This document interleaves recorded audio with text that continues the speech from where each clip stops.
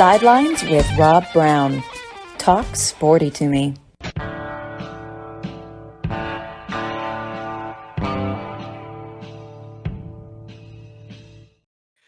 right, Rob Browne here with you on this Tuesday morning.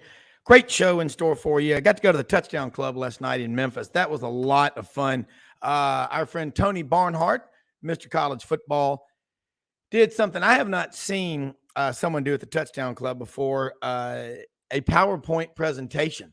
Unbelievable about what's going on in college football, and I thought it was fantastic. And we hung out with him, John David Bedour and Kim Gordon and me and David Jolly and just different people from the Touchdown Club afterwards. Had a great discussion with him about what, again, the future of college football is. I will say Mr. College Football concluded that who is going to beat Georgia. He went through his list last night, and he said his prediction, the College Football National Championship will be Georgia 37, Ohio State 34 on a field goal. And think about it. Last year, Ohio State tried to win the game at the end. Field goal was wide of the goalpost. What a cruel irony. But that's college football. That's life. And a damn thing you can do about it except keep fighting and keep going at it. Franz Beard, GatorBaitMedia.com, joins us this morning, chiming in. We got a lot to talk about. We're gonna talk a lot about the SEC East here in just a minute. I want to get feedback about Tennessee and South Carolina, in addition to the Gators. Gators, a team, a lot of people, Graham Mertz is the quarterback. We don't know a lot about him, how he's going to do in the SEC because he hadn't played there yet. He's been at Wisconsin the last few years. They play pretty damn good football at Wisconsin. Second segment, we'll be joined by our friend Jake Wimberly, ESPN 105.9, The Afternoon Drive down in Jackson, Mississippi. He covers all things in the Magnolia State, and nationally, he's got a great matrix system he uses predicting college football wins, the conferences, power ratings, a lot of really good stuff. And hour number 2, we'll be joined by Tyler McComas, KREF, out in Oak City, Norman, that metro area, University of Oklahoma. The Sooners still in the Big 12, one more year, but we're just getting ready for them coming into the SEC. And in the fourth segment, Rodney or Tyler Insider down in Tuscaloosa will check in with us, talking some Alabama. I think Jalen Milroe's the quarterback. We'll talk with Rodney and get his perspective. We're here 6 days a week at Sidelines_live. That's how you follow us on Twitter and on YouTube. We're growing. I've got new numbers. Thank you for everybody listening. Tell your friends, tell your neighbors, tell your rivals. We talk about Memphis, the SEC, and your favorite team. You cannot talk about just the SEC without talking about the rest of college football, basketball, baseball, recruiting. We talk about it all. NIL, the portal. Right now, it's game time. You get someone like Franz Beard on, who's probably been up for several hours doing analytic work, logarithms, scales, studying trends. This man, along with Frank Duffy, two of the world's most interesting men, most well-traveled. Let me give a shout-out this morning to one of my favorite places, Barber County, Alabama. That's Eufaula. That's Clayton, Alabama. Great Americans. Trammell. Who? Alan Trammell. Okay, there you go. All-American cornerback at Florida in the Spurrier years. Still holds the school record for hitting like 440 in baseball, and went on to become like a multi-gazillionaire. My goodness. Well, and then, it's also the home of Sean Thomas and Tom Mildrum and people like Tom Methvin, Johnny Haygood, Ben Bowden, Jeff Taylor. Great Americans. I love Barber County. It's one of the prettiest towns on Highway 431. When you're going down to the beach, you leave Auburn, you're going from anywhere. You go down 431, you go through Barber County. I'm looking at the latest stats. Population, 25,223. Its county seat is not Eufaula. You know what it is? It's Clayton. Clayton, yeah, exactly. Yeah. Now, I'll tell you something interesting. Years ago when I was a TV reporter, I remember doing a story in August of 1990. was a Sunday morning. It was at least 163 degrees in the shade. It was so hot. And Governor George Wallace was out there opening up a brand new prison. And we got the tour of the prison. And let me just tell you, I don't ever want to go back. It was clean. It was new, big bunk rooms. The sounds during the night, I cannot imagine. Wow. But Barber County, Alabama, they got Lake Eufaula, unbelievable fishing down there, and they got a lot of gators in that lake. Franz, you know where you are. No, has Florida passed the 1 million alligator threshold yet? Oh, way long time ago. There are people who think we got that many over in Orange Lake by itself. Yeah, well, they're friendly, aren't they? They just peachy, and we have this little lake called Noonan's Lake, and Noonan's Lake has a canal that takes it into Lake Lochloosa, and then Lake Lochloosa is tied into Orange Lake, and that's all tied into the Ocklawaha River, which flows into the St. John's, Silver Springs, and the Silver River flow from it and heads north, And you know why they say that the St. John's River flows north? I'm curious. St. John's River flows north. That's very rare, isn't it? Yes, the Nile does also. Yeah. But St. John's does. And rumor has it, but Florida fans say it's because Georgia sucks. But, that's just rumor. It's unfounded. Unfounded. Let me get a little bit more about Barber County, Alabama. I know about Clayton and Eufaula. There's also Clio, Louisville, Baker Hill, and Blue Springs. Population now 24,964, founded in 1832. And there's a lot to do there. It's a great town. But, I like everybody that I know from Eufaula. They're just great people. Let me say this, too. I met some great folks. I went to the Touchdown Club in Memphis, Franz. Sunday night, it was the men's club meeting at St. Louis Catholic Church, football. And Eric Hasseltine, the voice of the Grizzlies, did an awesome job, as did Greg Gaston, talking about Memphis and the SEC. Then last night I went to the Touchdown Club. Mr. College Football, Tony Barnhart, was there at the East Memphis Hilton. Folks, if you love football, if you love hanging out with people, eating a great meal, having some drinks and cold road sodas, and talking college football with great speakers, join the Touchdown Club of Memphis. John David Bedour, Kim Gordon, Dan Barron was there. I've known Dan since kindergarten. Ryan Groves, David Jolly, Georgia fan, sitting there next to this guy. Franz, you talk about confusion. David is from Fairhope, Alabama, had on his Georgia shirt. He's got, in his family, he's got, of course, Georgia. He's got Alabama. He's got Auburn. He's got Tennessee, and he's got Mississippi State. That's what makes the SEC, as you alluded to yesterday. We're all over each other, and it makes it a lot of fun. The Trader of the Year, most every year, when I worked at Duncan Williams investment banking firm in Memphis, Adam Tooley, great guy, Florida Gator. I'm the bond Trader of the Year, and he loves his Gators. But friends, this is a great time of year. Let's check in. I want to hear about the Gators and Graham Mertz. And you are 48 hours away from Utah and 4,200 feet. Is the altitude going to be an issue? Are they getting out there early? What's the plan? Well, because of the hurricane, they flew out this morning. They're flying into Dallas. They're going to stay overnight in Dallas, and then they're going to fly in tomorrow to Utah. So they did their walkthrough last night after Billy Napier met with us, with the media, and they did their walkthrough at night, and then they flew out this morning to avoid the weather. Right now, that looks like it's going to miss Gainesville. All the models have it Lake City, the eye wall going over Lake City, or further west out maybe to Perry.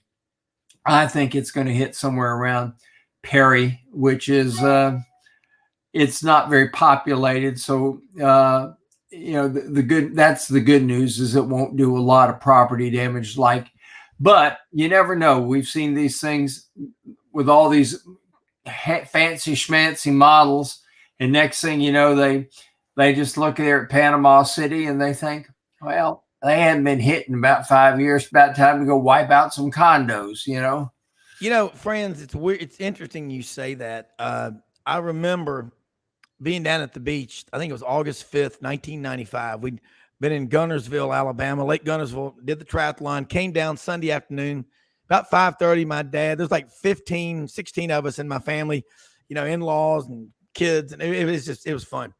And we're down there at the beach in Destin. We were staying, and it was so much fun. We were staying at Silver Dunes condominiums, which I think were the first ones built down there in 1971 by my dad's friend Frank King from Memphis. And Dad's looking over his shoulder, having a cocktail, scotch and water, of course. And he said, boy, what this area needs about every 10 or 15 years is a good hurricane to blow out some of this garbage. It's just overbuilt. And I'm not kidding you. I mean, he was just, tongue in cheek. 2 months to the day, Hurricane Opal hit ground zero at Navarre Beach, Florida. And he had built, as an architect, this Holiday Inn, the Helidome or something like that. Beautiful Holiday, and it was the first thing I think that got annihilated. It just evaporated. But hurricanes, he goes down there, and he was the architect when they rebuilt Silver Dunes. And I remember him going down there and taking pictures, Franz, of beachfront condos that had been washed all the way up the courtyard into the swimming pool. I mean, those things are powerful. So I will keep all those folks, and I know you will too, in our prayers.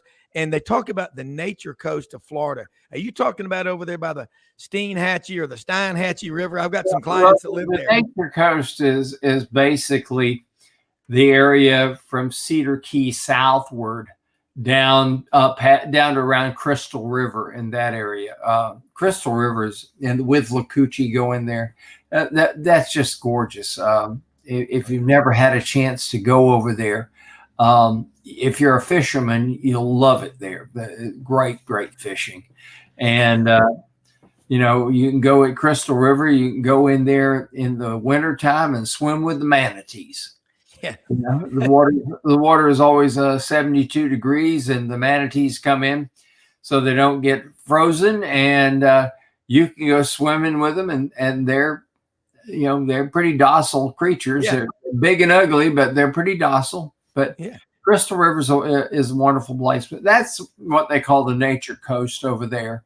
But it basically it's you could even say from I guess you could say Steinhatchee, Yankeetown, Steinhatchee, and all that down to Crystal River. That's what they call the nature coast.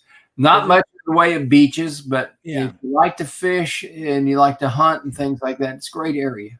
Yeah, it is. And that part of Florida, when you get past Mexico Beach and all, Cape San Blas, Cape San Jose, the Big Bend area, it's no secret. It really hadn't been developed yet, and I hope it never is. Franz, let's switch gears now. And, you were talking about Florida. I want to talk for a minute about Graham Mertz. They play good football at Wisconsin. And I think people need to go look at the last 30 years since Barry Alvarez came in 1990 from Notre Dame to Wisconsin. The power of the peninsula is what I call Wisconsin. That great, beautiful peninsula there in Madison. They're good. I don't think Graham Mertz is going to be, in sticker shock when he starts facing SEC defenses because he's going up against them in practice every day. But again, they play good football in the Big Ten. What are you most worried about with Graham Mertz going on the road? And we don't know if Cam Rising is going to play or not. You go with what you got. Bad Moon Rising. I love his name, Cameron Rising. Well, the song Bad Moon Rising is so fitting for this because the Gators are going to play a team with a quarterback named Rising. And what is one of the verses of that song say? Looks like hurricanes are blowing. I mean, it just so fitting for today. But Graham Mertz, I give Greg. I don't give Greg McElroy credit for a lot of things, but I will give him credit for this. He pointed out yesterday about the number of quarterbacks who transfer, and their transfer destination, they're much, much better. He used one of his examples as Bo Nix. Bo Nix was a quarterback, an interception looking for a place to happen when he was at Auburn. And he goes to Oregon, and people put him in that Heisman Trophy mix right now. He has certainly, the move to a new place has been great for him. But he pointed out to a lot of quarterbacks who, when they make that move, Sam Hartman is a good example. Sam Hartman was good at Wake Forest, but everybody says, well, yeah, but it's Wake Forest. Now, all of a sudden, he's up there in at Notre Dame, and he's got weapons. And I don't know if you noticed it, but nobody came close to touching him when he's trying to throw the football. He has great protection. He's another guy. Change of scenery. Looks what happened. Justin Fields leaves Georgia, goes up to Ohio State. Look what happens. We see that a lot. Felipe Franks was, had one decent year at Florida and a bad one, and he goes to Arkansas, and all of a sudden he lights it up at Arkansas. So Joe Burrow, another one, lost in, the change of scenery sometimes is the best thing that could possibly happen. I think with Graham Mertz, that's the case. He talked yesterday about the free flow of this offense makes it so much easier. And he's operating mostly out of the shotgun. And whereas at Wisconsin, it was mostly I formation, quarterback under center, two wideouts, tight end, or sometimes double tight end, double wideout, single back. Pretty predictable. And you go from predictable, and his numbers weren't bad. They just didn't jump off the page at you. And now all of a sudden he goes into a new situation. And what does he have? He has Ricky Pearsall out there, who is a very underrated wide receiver, averaged 20 yards a catch last year, which is pretty remarkable considering he was the only receiver Florida had that had great speed and could get open on his own. Yeah. So he's very, very bright.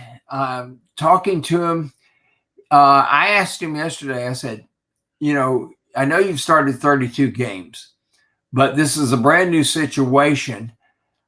Do you have the butterflies? Do you have the nerves a little bit that, you're now in the SEC, whole different situation. And he looks at me and he says, I played quarterback since I was in the third grade. He says, I'm pretty content with what I am, who I am, etc., like that. And that is, that's what Florida needs. Florida needs that guy that is steady as a rock. Yeah. I think of the guy that was always that way, and that was Danny Werfel. Tebow wore his emotions on his sleeve.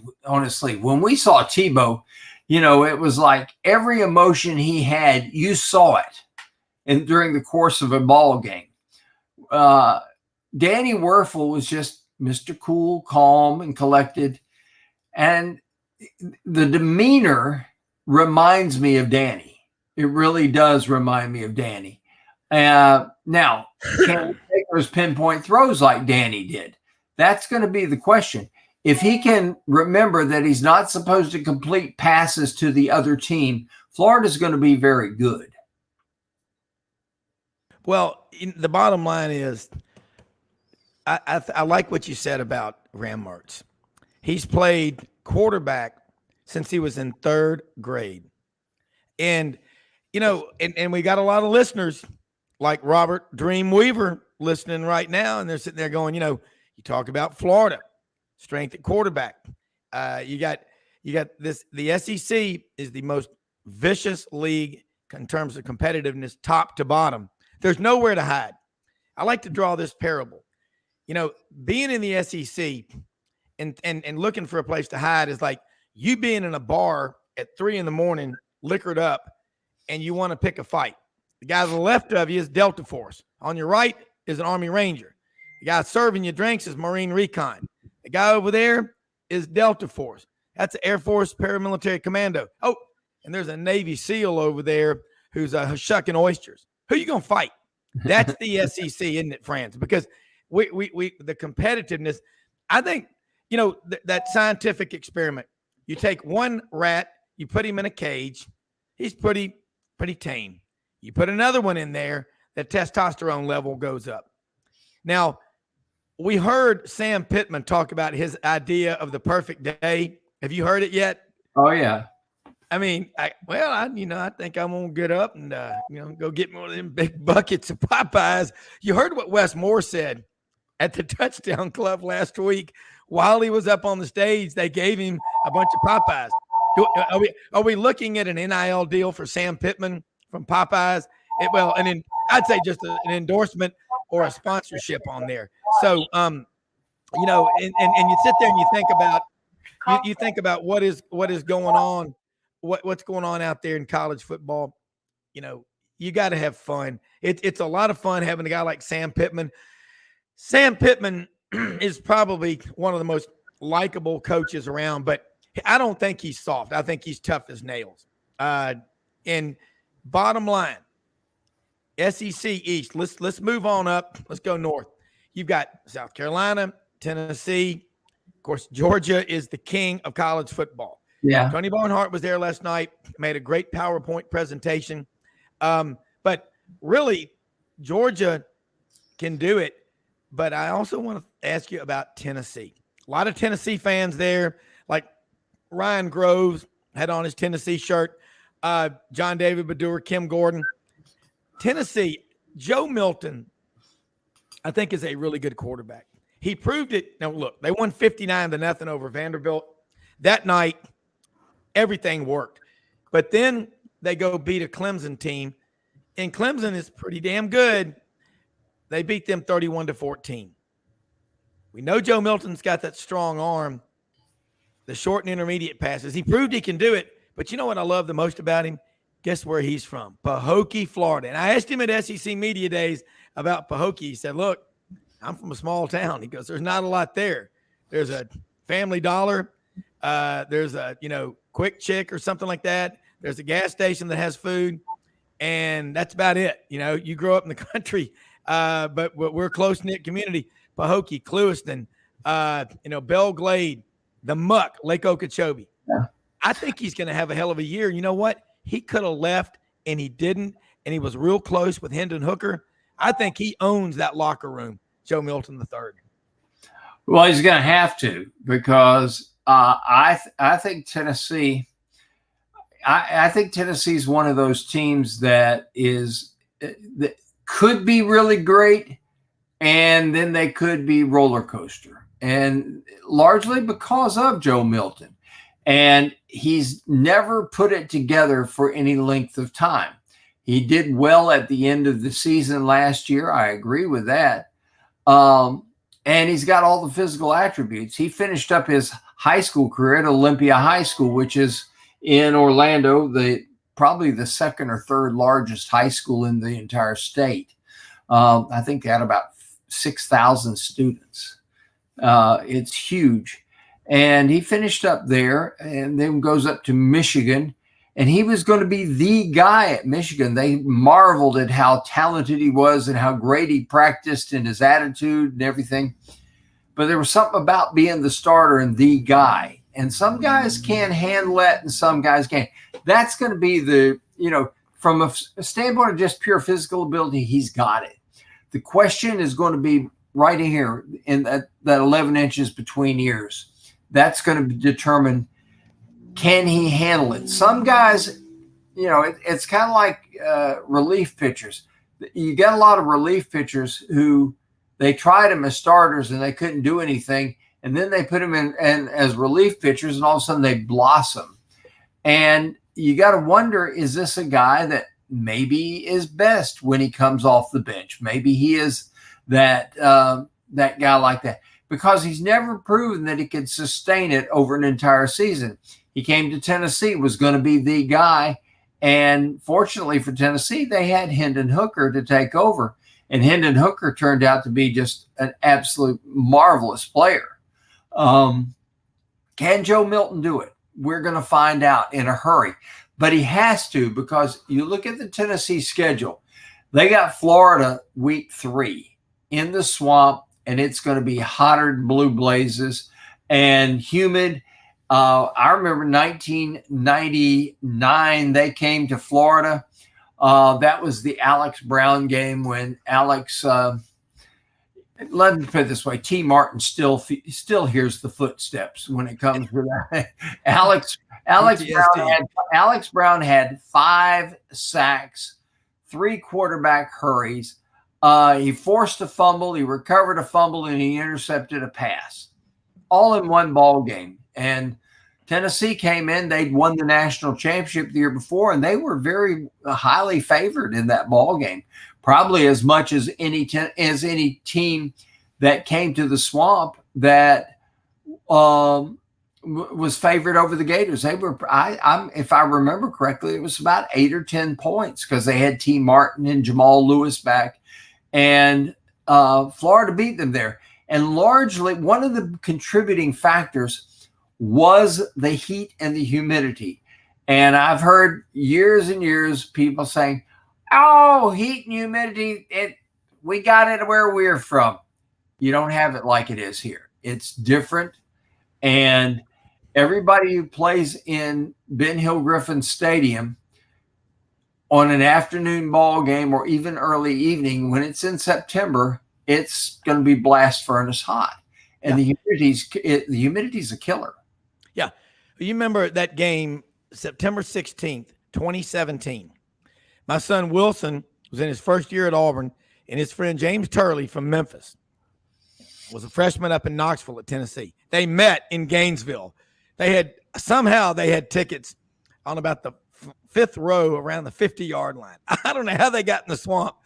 And there was a picture on ESPN. Somebody freeze framed it of Wilson and James Turley, the look on his face at the end, because Florida won that game at the end, 26-20.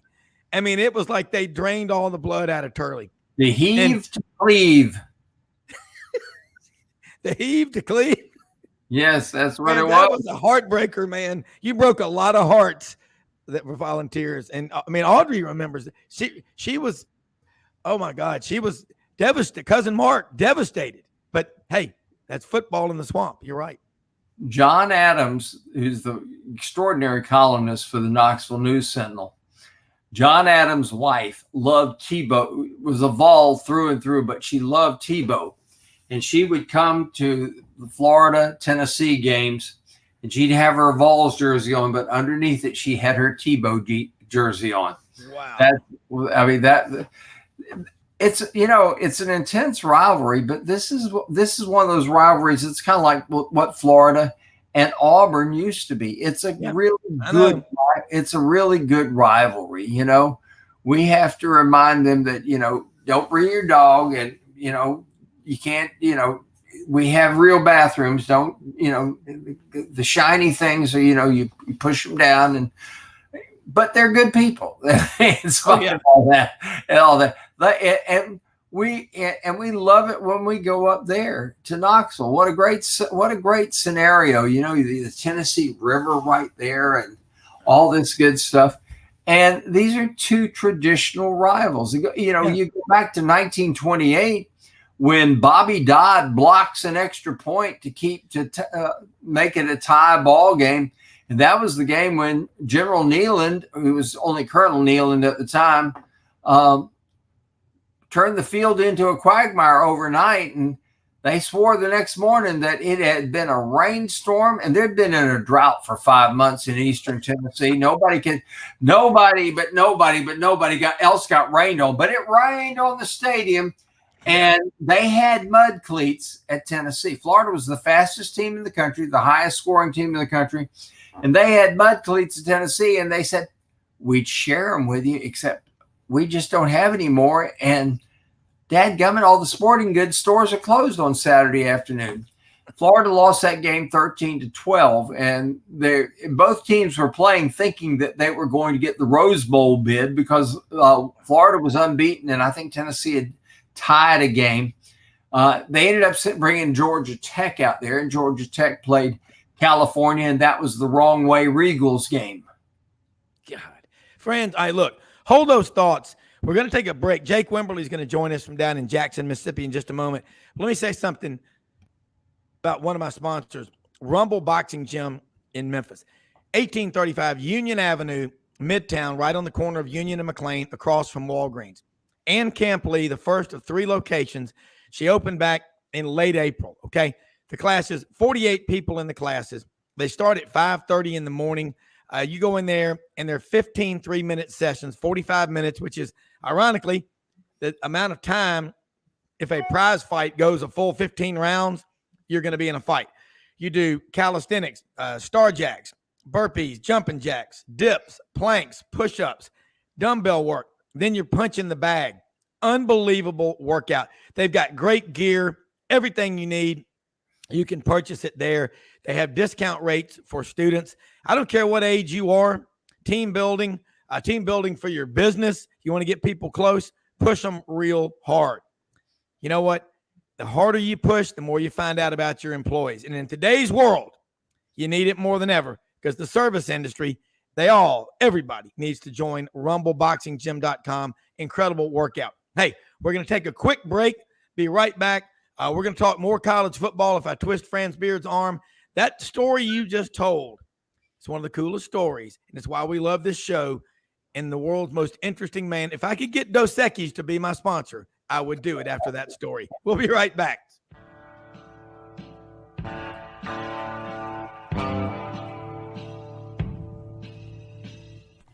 Red River Ford and Toyota, located in Wynne, Arkansas. If you're in the market for a new or used car, truck, or SUV, call, go online, or drop by and see them. Located 45 minutes from Memphis, go off the 4-city exit on I-40 and go north about 15 minutes on Highway 1. Easy to work with and still believe in customer service. If you live out of town, they will deliver your vehicle to you. RedRiverFordToyota.com. Just see what they can do. Strengthen your seed zone this spring with quality tillage equipment from House Industries. Located in Cherry Valley, Arkansas, House Industries specializes in manufacturing superior equipment that will minimize your downtime and keep you working in the field. To ensure the highest quality control, all design, fabrication, and testing takes place in a 99,000 square foot manufacturing facility located right here in the heart of the Delta. Locate your nearest House equipment dealer online at houseindustriesinc.com. House Industries, breaking ground. Sidelines with Rob Browne. Talk sporty to me.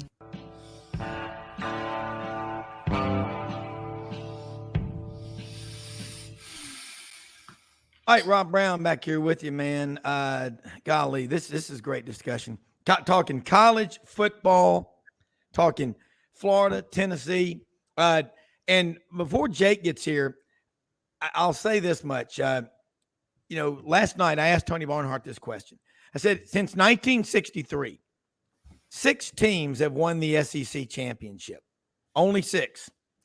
Auburn, Alabama, Florida, Georgia, Tennessee, LSU. I said, outside of that group of 6, which of the other 8 schools, I'm not going to throw Oklahoma and Texas in because they're not in yet, but which of the other 8 schools do you think will be the first one to win the SEC championship in football? Tony Barnhart, Mr. College Football from Union Point, Georgia, town of about 1,500. Love him. Been in Atlanta since '84. Said Ole Miss. And I'm going to break Jake Wimberly in here right now. And Jake, Franz Beard, GatorBetMedia.com is on with us right now. We've been talking lots of cool stuff. But last night at the Touchdown Club in Memphis, I was there, and Tony Barnhart was there. He did a great PowerPoint presentation. I'm going to say it again. I asked him a question. I said, outside of Auburn, Alabama, Florida, Georgia, Tennessee, and LSU, those 6 since 1963 are the only 6 schools that have won the SEC championship. I said, of the other 8 schools, which is the one you believe will be the first one to win the SEC group of 8? He said Ole Miss. He said, I don't know if it's going to be this year, but Lane Kiffin and the quarterbacks that he develops, he thinks he'll be the first one to do it. But bottom line, Jake, you're a Mississippi State guy. You know Ole Miss. You know Southern Miss. There's movement in the aisles here in Scott Field, Starkville, Mississippi. Sponsors from Ayoops on the Square in Canton, Mississippi. Jake Wimberly. Jake, John Carrero's on the sidelines, and you're in the end zone. What's going on? There's movement in the aisles. Hey, by the way, do you call it I call it Canton, Mississippi. Jack called it Cantone. How do you pronounce it Cantone out of respect to the great Jack Crystal? Never have. It's always been Canton for me. It's about 10, 15 minutes north of where I sit today. It's always been Canton. All right. Just making sure. All right. Last night, Touchdown Club in Memphis. You know, you're talking about the SEC. This is what blows my mind. Tony Barnhart made a good point. You know, Will Rogers may not get 4,000 yards in this offense. He may be struggling to get 3,000 because they're probably going to do some things different. But again, you know the guy, and I'm not saying this just because you're on here, but he's a hell of a quarterback, and he already holds a bunch of records. People call these quarterbacks systems quarterbacks. I think this guy can do everything quarterback. And you've watched him since he was a kid there in Rankin, Mississippi. I think he can handle anything those coaches put on him. He's the son of a coach. That's what people are not talking enough about. No, I think you can. I mean, and look, here's the thing is when you look at a quarterback, you look at a couple different things, and I don't care. At least this is my opinion, the way you look at it. What's his footwork like? How does he move in the pocket? What is his accuracy like? How does he read a defense? Is he able to work through progressions and go 1, 2, 3 back to 1? What kind of ball does he throw on a deep ball? What kind of ball does he throw on an out route? Will does everything. I mean, he does everything. The one thing he doesn't do is he doesn't run. He's not a big runner. He's a guy that can get you a yard or two if he needs to, but he can make the plays that is needed to be made in a passing game. And so I think when you look at this offense that Kevin Barbay will roll out this weekend, bumps along the way with any new kind of offense that you install. But I don't think passing is going to be his ability to complete passes. I don't think is going to be one of those issues. Yeah, and Franz, I saw at SEC Media Days, saw Will Rogers there one day. 10 hours nonstop, interview after interview after interview. This guy has confidence that you want in a quarterback. And I tell you who has a lot of confidence is Zach Arnett, Jake and Franz. Zach Arnett, if you got in a fight in a bar, you know, that's the guy you want on your side. I don't know what it is. He says he's from Albuquerque, but he's tough. And I love it. He's a lot of toxic masculinity, whatever you want to call it. I love it. He's an alpha male. If you're a football player, you'll go to battle every practice for Zach Arnett. I like him. I mean, and he was, look, as a defensive coordinator, he was able to have his defense help him win 9 games last year. That kind of offense is hard to have a good defense, and he did it. I think Mississippi State is one of these teams that you better not think, okay, we don't have to take them as seriously as some other people. You better take them very, very seriously, particularly because of what they've done to change what they're doing. Sometimes, you know, it's kind of like Robin and I were talking earlier. It's like sometimes change is good for a quarterback. You know, they go from one place to another. And I think this will be a good change for Will Rogers. He learned how to make the quick throw and the quick reads in Mike's offense. Now he's coming to an offense that's going to be a little bit slower developing, but he's going to be able to take what he learned and scanning the field quickly and finding the open guy. That's going to help him avoid what a lot of guys do when they make a change like this. A lot of guys lock in on receivers, and I've never seen him do that. And I think that's probably part of the what we call the system that he was brought up in.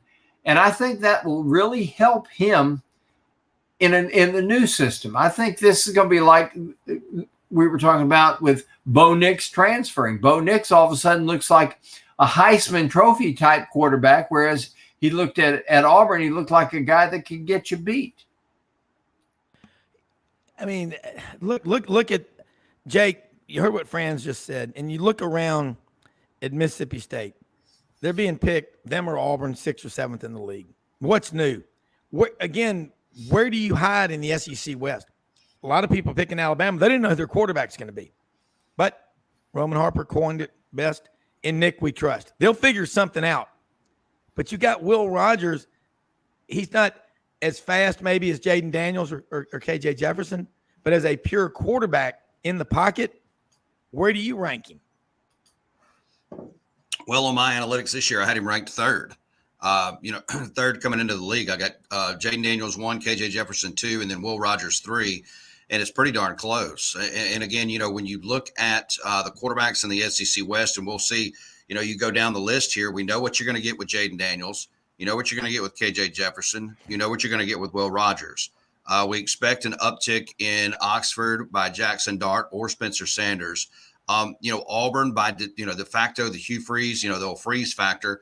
You would expect that quarterback, that transfer from Michigan State, would end up being a much better player in the latter part of the season than the first part of the season. Then you get down to Alabama and what happens there, and then Connor Wigman. So I think I would take my shot with Will Rogers against any of those guys on a given weekend. That doesn't mean that he's going to beat all of those guys, but you're talking about quarterback stability and a guy that can make plays, a guy that has played in this league. He understands the league. I don't know that Mississippi State could be in a better situation quarterback wise than what they're in right now. Yeah, and you think about Peyton Thorne, Auburn's transfer, Naperville, Illinois, home of Brock Kreitz, my friend that played linebacker at Ole Miss 93 to 97. Again, he lent me the great phrase about a cold beer. How about an ice cold road soda, Bobby? I love that. Now, Peyton Thorne, also people are saying Auburn's quarterback from Naperville, Illinois, transferred from Michigan State, bears a strong, striking resemblance to John Oates, the other half of the musical duo Hall and Oates. Look at him. I think it's John Oates. I think he's just gone. He's a time traveler. All right, let's talk real quick, Jake.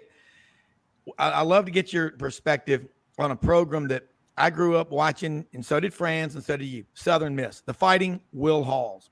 I love what they're doing because I'm an SEC guy, but I love college football. I say it every day. I want to see the game good everywhere. I'm myopic. I want, my league to be the best. But the Sun Belt, the South Alabama, Troy, ULL, University of Louisiana, La Monroe, South Alabama. I mean, there's a lot of interest in it. And Southern Miss, they built their program before Florida State did it. We'll play anybody, anywhere, anytime. And now they look like they're coming back. Am I right? Or am I drinking too much coffee? Jake? No, I mean, look, I love what Will Hall has done with his program. Can you hear me? Yeah. Mm-hmm. Oh, well, we did. I tell you, I think there's some friends. I think there's aliens down there on the line between here and Jackson, Mississippi. It gets, driving to the beach for years from Grenada to Vaden, Mississippi. It's kind of like no man's land. Now he's, there in Jackson, but I remember radio wouldn't work. Now I've been across the Bermuda Triangle too, going from Hollywood, Florida in the Intercoastal Waterway. We stayed out all night long and took a sailboat out to Bimini, about 58 miles. And we went through the Bermuda Triangle. And I'm not sure if the captains were messing with us, but the radios quit working. The compasses quit working. Talking about the Bermuda Triangle or the area between Grenada and Vaden, Mississippi on I-55. It's just, but we lost you there for a second. Sorry about that. You were on a gravy train with biscuit wheels, man. You were nailing it. Sorry about that. These Wi-Fi signals inside this building get crazy. Now, talking about Southern Miss, look, I like what Will Hall has done. They're going to have a transfer quarterback, Billy Wiles from Clemson. He gets the nod for Will Hall, gets the start this year, and they feel really comfortable about what this kid can bring this offense. You bring back a really talented running back in Frank Gore Jr., and this team is going to have kind of their hands full, so to speak, in the first 3 weeks of the season. They'll play Alcorn State this weekend. They'll travel to Florida State next weekend, and then they will play Tulane the following weekend. So, that's a pretty tough out-of-conference schedule that they'll have to play. A lot of people are picking them in the upper half of the Sun Belt. I like what Will Hall has done, and I think that if they can stay healthy, they've got enough guys where they'll be in that conversation in the Sun Belt come November.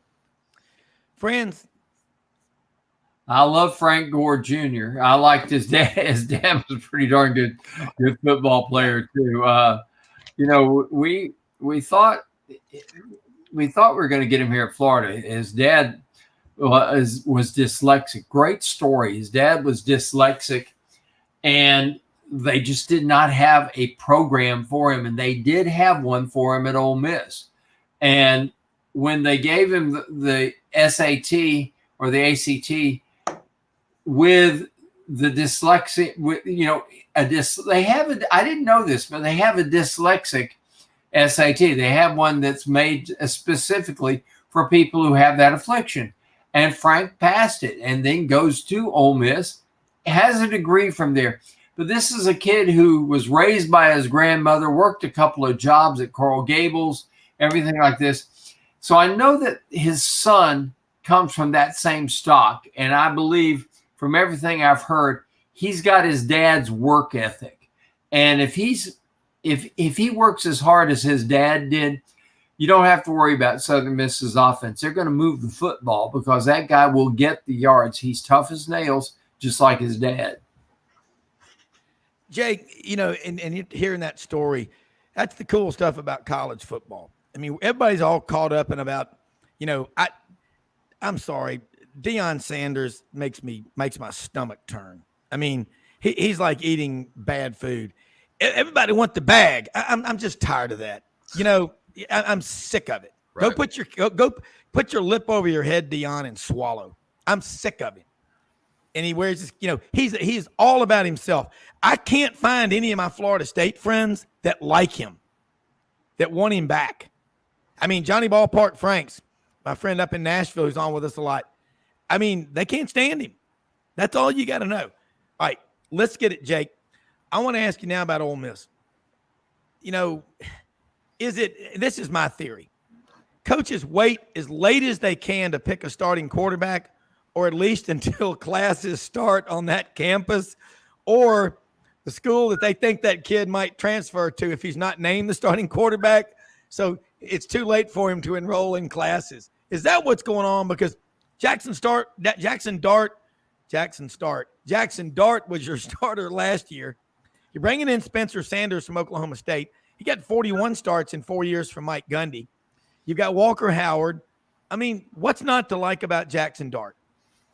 I mean, I like Jackson Dart. I think it's a couple things, though, like you said. It's one, these coaches are rarely going to – I mean, we just saw Connor Wigman finally get named to Texas A&M quarterback yesterday, I believe. So, yeah, surprise. So, it could be keeping it close to the vest. It could be Lane holding, kind of the cards close to the vest. He does this. He did it with Matt Corral. And that, hey, he's going to play a couple guys for the next game, for this weekend, trying to maybe keep Tulane guessing. So I think it's just gamesmanship. I think it's, it's what these quarterback coaches do, like Lane Kiffin. And I think that he for one, he has done that since he has been in Oxford. And I think that looks like that's what he's going to continue to do. I think at the end of the day, I think you'll see probably 2 or 3 play this weekend, and then they'll nail it down to a couple against Tulane. And then after that, it's off we go. Are you suggesting that Lane Kiffin would play head games with people? Oh, come on. Just a little beating heart. Just a little bit, right? Just a little bit. Well, I mean, you got to, because you got to have – you don't just need a backup in the SEC and college football period. You need 3 quarterbacks because they get the hell beat out of them. How many of those games that Arkansas lost last year – I don't know if they would have won on the road at Mississippi State because State won pretty convincingly. But the LSU game, 13-10. The Liberty game, KJ Jefferson is the biggest dual threat quarterback in the league. That's also to his detriment because he's like, I can run over that guy. He's bigger than most of the linebackers. Now, the bottom line, if he's doing it right, he's a smart kid. He's from Sardis, North Panola. He didn't go to the University of South Panola. He went to North Panola, Sardis, 10 miles from campus? My good friend Yancey Porter, Rebel Yell Hotline, knows him and his mom really well. But you know what? he came back to Arkansas. I heard an interview with him, guys. He said, I was raised by my mother that if you start something, you got to finish it. Again, people, negativity is everywhere. There are a lot of great stories in college football, gentlemen, and we gotta celebrate a guy like KJ Jefferson, because he could have easily left when they got rid of his offensive coordinator, Kendall Browse, last year. But he is a Razorback. No matter what happens with KJ Jefferson, he's always going to be loved by the people in that state. And if they get a win over Alabama or LSU, he might run for governor. No, he very well may. I mean, look, it's a great story. I mean, it's you see this in various states, and we've seen it in the state of Mississippi. Sometimes he's one of those guys that gets away. Brad Banks, if you guys remember way back when, early 2000s, he was a guy that played junior college football at Hines Community College. Sylvester Croom was coaching at Mississippi State at the time. Ed Orgeron was at Ole Miss, and neither team would recruit him. He goes to the University of Iowa and has 2 big years at Iowa. He was a finalist for the Heisman Trophy for Iowa back in the early 2000s. He got out of here. Gardner Minshew got out of here. You can go down the road. There's several that have gotten out of here. Jason Taylor got out of here, went to Auburn back, in the mid 2000s, early 2000s.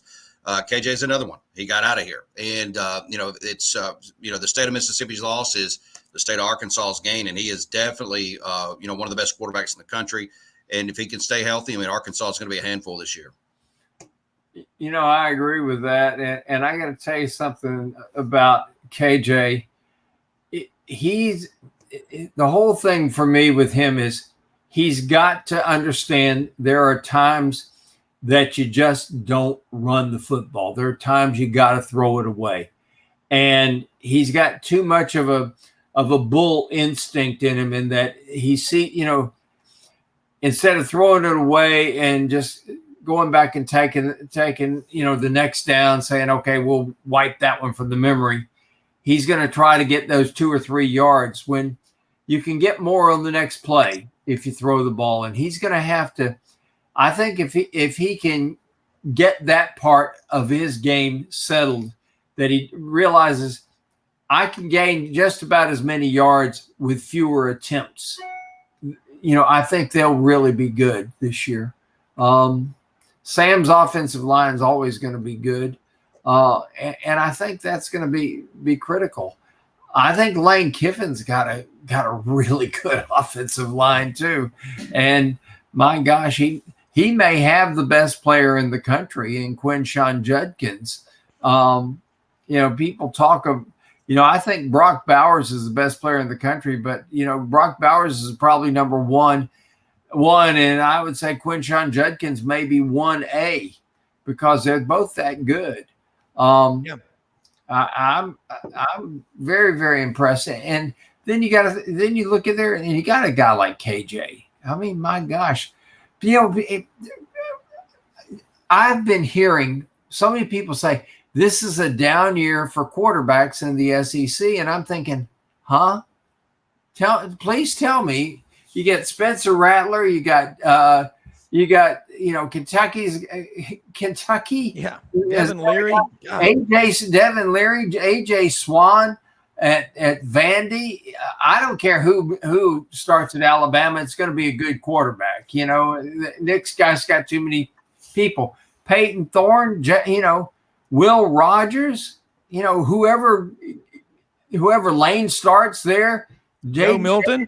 Jaden Daniels, Joe Milton, Graham Mertz. You realize there's only 5 quarterbacks in the country who've started more games than Graham Mertz? Only 5. Yeah. That says something right there. But you look at all these things, and I think to myself, what have you been drinking if you think this is a down year for quarterbacks? We may not have a Heisman Trophy quarterback this year, but we got a lot of really good ones. Yeah, let me, Jake. Franz just hit on it.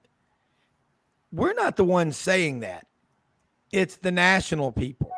Again, the flybys. Just flying by. Oh yeah. There we go. The drive-by. The local people, and I've got them on this show nonstop, 6 days a week. You've forgotten more than they know, Jake. I'll say it. if you don't want to, I'll say it. You've forgotten twice as much as they know. They in the perfect example of this is when you have a guy that makes first team All-American and doesn't even make all conference because the local people vote on that guy and the national guy picks up a magazine in you name the grocery store and just goes, oh, okay, that guy may have been out half the season. That's the point. Jake, looking at Ole Miss, at Mississippi State, again, when you've got Will Rogers and then you've got Lane Kiffin coaching your quarterbacks, and Quinshon Judkins, I mean, he ranks up there as a freshman. The only freshman that ever had more yards than him was from Wrightsville, Georgia. Herschel Walker. My God, a freshman, those thighs, rolling over Bill Bates. Oh, dogs. But that's okay. Name me another one who's had those kind of stats. It wasn't Bo Jackson. I think he had 852 yards running out of the wishbone. Michael Dyer, 1,052 yards. Not even Darren McFadden. Because I say in the last 40 years, the three greatest running backs in the SEC are Herschel Walker, Vincent Jackson, and Darren McFadden. Quinshon Judkins is pushing into my top 5 in the last 40 years. You know where he's from? Park Crossing, 35 minutes from Jordan-Hare Stadium. And Brian Harsin did not bother to recruit this kid. That's why I don't like baked potatoes like I used to. I'm a sweet potato fan now, Jake. But Jake, you do a lot of analysis. Hey, Franz, Jake is a civil engineer, I might add. Let's go over your matrix. First off, Jake, tell people how they can get your matrix, and also give me your top 10 preseason college football teams. Well, you can go to cfbhourglass.com for more information, and we're putting a lot of stuff out more on the social channels right now. A lot of it's show driven, but you can go to cfbhourglass.com, and you're talking about my top 5 teams in the country right now. Well, for the college football playoff side of things, and what I do is I look at, and guys, sorry, I got to do the in-show production here real quickly and let this person know one thing real quick. But when I look at my top 4 teams in the country, college football playoff wise, got to go Michigan 1. Michigan to me is the top team in the country. That's just my opinion based on everything that they have coming back. When you talk about that running back room that they have, it's one of the best in the country. That offensive line is going to be one of the top 5 or 6 in the country. J.J. McCarthy, I think, is one of the more electric quarterbacks in the country. I like Michigan number 1. Number 2, Georgia. I have Georgia winning the SEC this year. Surprise, surprise on Georgia. But I just wonder what that quarterback room is going to shape up to be like. And you're going to hear a theme here with my picks. It's going to be quarterbacks when we talk about quarterbacks. Number 3, I like Washington out of the Pac-12. Wow. Because of what they have coming back with Michael Penix Jr., they have 2,000-yard wide receivers coming back. They did have an injury a week or so ago in their running back room, but they've got some pretty darn good running backs. And they play as good a defense as anybody in the Pac-12. Plus, when you look at their schedule, they'll play the majority of their home game or the majority of their big games at home. They do have to go to USC this year. If you look at USC week 1, it's a small sample size. They gave up 200 yards rushing to San Jose State. That defense is not where USC needs it to be. And number 3, I got Notre Dame. When you look at Sam Hartman, the way he played in week 1, 4 touchdowns, I believe, against Navy. That's my 4 teams. Now, look, that doesn't mean Alabama can't make it. They're going to be right there. Texas is going to be right there. Florida State, I think, will have an opportunity this weekend to show that they can be right there in LSU. So Oregon, don't count Oregon out. Ohio State, they have, again, an argument to the best player in the country and Marvin Harrison Jr. So I think this is a very deep field nationally. I think it could go 7 to 10 teams deep on who could win this thing. Man, look, awesome stuff as always. Jake Wimberly, the ESPN 105.9, the afternoon drive, 15 minutes south of Canton, Mississippi. All right, Jake, let's do it again next week. Thank you. Guys, appreciate it. Have a great week. Right. Enjoy the games this weekend. You bet. You too.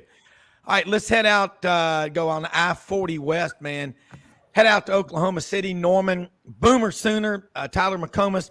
Heard him several months ago. We had Dan Matthews on the show yesterday. Dan moved on to Houston now, Tyler, I'm sure you know, and sounds like it's great. And I know he's from Houston. lifelong LSU fan, unabashed Astros fan. He said he and his dad might even go out to the Houston game this weekend. They're coming in the Big 12. Oklahoma getting ready to leave. But let me just say this. You do a great daily show on KREF radio in Oklahoma City, Norman there. And we're ready for y'all to get into this league. You fit the footprint of the SEC perfectly. You and I have talked a couple of times recently. Got Franz Beard, GatorBaitMedia.com on with us. Oklahoma, man, the narrative from last year, they lost 4 of the last 5 games by 3 points. This is a team and a program that's the 5th winningest in the history of college football. I don't think there's going to be a long learning curve, but you got to take care of business in the Big 12 first. Let's talk about the 23 version of the Sooners. Yeah, well, first off, the learning curve for the SEC, it helps out when you have situations like you did on Saturday night where OU gets a 5-star defensive lineman, first time in quite some time. So that was big. That was huge for the future. Yeah, in terms of this year, 6-7, that hadn't happened since 1998, a season that bad. But I think there's a lot of optimism around here right now. And oddly enough, for a program that I think, if you've only been paying attention to the sport for 10, 15 years or so, you probably look at Oklahoma as, well, they're a program that's a high-flying, fun offense that scores a lot of points. But, man, they play some terrible defense, right? And that's what this coaching staff is trying to flip that blueprint. They're a lot bigger on the defensive line, guys. And I know you guys out in SEC land, this isn't maybe going to impress you as much, but I think they had one player on the defensive line that was over 300 pounds last year. They're at 5, right around 6 players on the defensive line that are 300-plus pounds this year. So it just shows you the transformation defensively that is happening right now. I expect them to be better on their defensive front. Elite? No. But a lot better than last year? Yeah. Linebackers, there's more depth than there was a year ago. They're going to have 2 really good corners. I think they're going to have a couple of really good safeties as well. It's just an odd spot to be in going into the year, saying to myself, I kind of feel okay about this OU defense the way it sits right now. Not just the starting 11, but the depth that they have behind it. Now, look, if this is the same defense right now that it is a year from now, I'll be a little disappointed because I expect it to take another step in another year's time. But for where it's been, and this staff has only been here 18 months, where it's at now, I think that this coaching staff is – okay, we feel comfortable going into the year with this defense. It's not where we want the end result to be, but we feel all right now. Yeah. Franz, I know you got – when you get a couple nose tackles, Florida's starting nose tackle is 6'6", 375 pounds. Man. And our backup is 6'5", 435. So that's too big. we call our defensive line the total eclipse of the sun. Because when those guys walk out there, I mean, let me put it this way: there are no holes to run through because they're just so daggum wide. I mean, you can line a guy up on the nose and then have a guy two gaps away. And they're so wide that their hips touch. So, when you get that, then you're going to be all right. But I can tell you this much. You got Brent Venables there. I've known Brent for a lot of years. He will get the job done. I think nobody should underrate Brent Venables. He knows what it takes. He's worked with Bob Stoops. He came from K-State. He's worked with Bob Stoops. You got Bill Snyder, you got Bob Stoops, then you spend that time out there with Dabo. You got a pretty good foundation of what it takes to get it done. And he knows the Oklahoma tradition. And this is the thing I love about Oklahoma coming into the SEC. You got 7 national championships and 11 Heisman Trophy winners? Something like that. 7. Yeah. 7, yeah. You have as many Heisman Trophy winners as you have national championships. That's pretty darn good pedigree, if you ask me. So I'm excited about OU coming in. As I understand it, you guys will be coming to the Swamp next year. Yeah, well, in 24, I think it's Texas that plays Florida, but we're hoping in 24, OU's home games are South Carolina, Alabama, Tennessee, play Texas and Dallas, And then your road games are at Ole Miss, at LSU, at Missouri, and at Auburn is the 24 schedule. But it's always been thought that once we go to a 9-game schedule in the SEC, your 3 permanent opponents, this is a thought around here, your 3 permanent opponents would be Missouri, Texas, and Florida. I don't know if you've heard that from your end or not, but let me just tell you, OU fans are excited about the opportunity to get to play Florida every single year. There's little history there, right, with the national championship game. It's just cool. Like, I'm glad you guys are excited because I assure you we're excited. Like, when I looked at OU's schedule this year, it's okay. Well, what's the big road game we all want to go to this year? Well, we're all going to BYU, and that's cool. That's fine. Like, it's, BYU, I'm sure will be a fun trip. Not any Ham's beer out there in Provo, Utah, or anything like that. No, right? nothing. No fun of any kind. Last year it was Nebraska, which Nebraska is an awesome place. They were a bad football team. The point is, if you go back to OU's schedule 10 plus years, there's been like maybe one home game you're excited about and maybe one road game that you're saying, I got to get to. In 24, I'm trying to figure this out, guys. I got to go to Death Valley. I got to go to Oxford. I got to go to Auburn. I have to go to at least 3 of those. So just the level of games and the excitement level around here is – it's been a long time since I've seen anyone excited about a schedule like this. In fact, I don't think I've ever seen anyone excited about a schedule like they are the 24 SEC schedule. Well, your stadium seats 84,000, which I think will make it the 9th or 10th largest in the SEC. But and I think it's the 2nd largest in the Big 12 behind Texas. You're going to have to get more, add some stands, get some more people there. I don't know. Do y'all sell beer at your games? Do sell beer in the stadium. So SEC ready in that regard for sure. Oh, okay. Yeah. Well, the 3rd largest stadium in the Big 12, by the way, and this just goes to the difference between the Big 12 and the SEC, Iowa State has the 3rd largest stadium in the conference, and it's like right around 60,000. Yeah. So we're with 60,000 rank in the SEC, like just in front of Vanderbilt, maybe. 60,000 is Ole Miss and Mississippi State. Yeah. No, Ole Miss is about 63, and then Mississippi State is Kentucky 61. I think Mississippi State's 60, somewhere between 55 and 60, and then you got Vanderbilt. Everybody's got to have a homecoming opponent. I mean, goodness. And they're doing what good is a league if you don't have a good homecoming opponent, right? Well, think about it, Tyler. First Bank. I work for First Bank, title sponsor there at Dudley Field in Vanderbilt. They're putting $700 million worth of way overdue improvements to the football stadium. But I'll tell you, Franz, I hunt out there in Iowa and South Dakota pheasant hunt. Those folks love college football. My God, South Dakota, I've spent many a day walking 15 miles a day on the banks of the Missouri River in Chamberlain and Oquana and Iroquois. They love college football, Tyler. You know that. You do a show on KREF radio. Oklahoma will fit into the SEC perfectly. Now, Texas, they're going to fit in perfectly. But, Austin's motto, keep it weird, like Portland, keep it whatever, keep it dirty. But I think Brent Venables, I agree with what Franz said. I've watched Tommy Tuberville flirt with hiring him multiple times when he was at Auburn. And Tommy Tuberville, I think, is one of the smartest defensive coaches in football I've ever seen. I wish he was still in coaching. But Brent Venables is an elite defensive mind. He will figure it out. Oklahoma's got an endowment of close to $3 billion. I don't know what that does for sports, but that's indicative of the kind of boosters that they have out there. Again, Oklahoma has 4 different coaches. Am I correct, Tyler? In their history.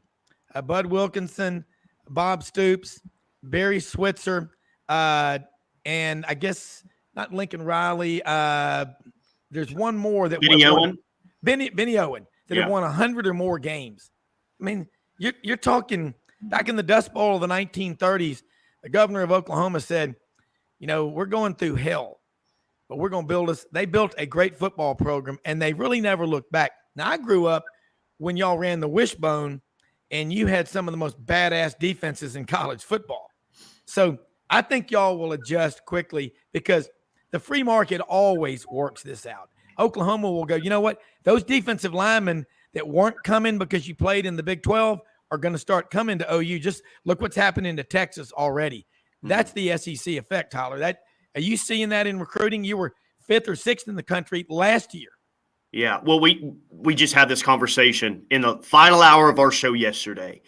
You know, it's game week going into year 2. They got to prove it defensively. They got to prove it offensively last year. But the point was, when this hire was made a little over 18 months ago, what our hope was for defensive recruiting, it's already happening, you know, and you don't even have to look at getting 5-star David Stone out of IMG on Saturday. You can go back to last year's class and look at getting Peyton Bowen, a 5-star safety, getting a 5-star edge out of the Kansas City area. Just the overall balance of this recruiting class compared to where they were previously. And that's why even after a 6-7 season, which not used to around here, right? Yeah. That's why everyone still believes in Brent, because you said it. You said badass defense, and that's it. You guys know, you've watched OU. If you go back and look at any great OU team that won a national championship, sure, you can talk about a wishbone offense or an offense in 2000 that was led by Josh Heupel, but it always had an elite defense, had an elite defense. And for so long under Lincoln Riley, OU was winning in a way that the fan base said, it's nice, we're still winning and making it to college football playoffs, but winning 48-47, winning 59-56, that's just kind of not in our program's DNA, right? Yeah. And I think that's why everyone is still so bought into this. We see the track record. Not only was he with Bill Snyder at Kansas State had its best years when Brent Venables was there with Bill Snyder. Yep. Not saying that he was the biggest reason, but that happened at the same time. Same thing at Clemson with Dabo, best years Clemson's had. And then at Oklahoma in the early 2000s, they were one of the best programs in the sport. So everyone believes that the blueprint is have an elite defense to win a national championship. That's proven out over time. Correct. And everyone still buys into this thing because people believe, and I think we're going to see it this year, that maybe they're not the number 1 defense in 2 years, but they're going to get back to playing a lot better defense. And I think they're going to do so in a hurry. The level of player that they're bringing in is, honestly, guys, it's night and day than what the previous staff was bringing in on the defensive side. Well, you know what? You go back, and here's a comment from a listener, Levon Helm in Little Rock, said Lincoln Riley looting the offensive skill positions was the problem that Brent Venables could not overcome in year 1. But go back to Florida State. When Bobby Bowden got there in 76, now they built a program the first 8 or 9 years. They were exciting for TV because the games were, 49-48. They would outscore people. And even if they lost a game, people would say, man, did you watch that Florida State game? That was unreal. But then they brought in what I believe the most significant hire in Florida State history. I call him the Wizard of the Wiregrass. Mickey Andrews, defensive coordinator from Daleville, Alabama. They brought him in there in 84. And from 1987 to 2000, 14 straight years, Florida State never finished lower than 4th in the final rankings. Bob Stoops, Franz, you know this, comes to Florida. Steve Spurrier's first 6 years, they were winning. They were big. They were really good. But they lost in 95, 62-24.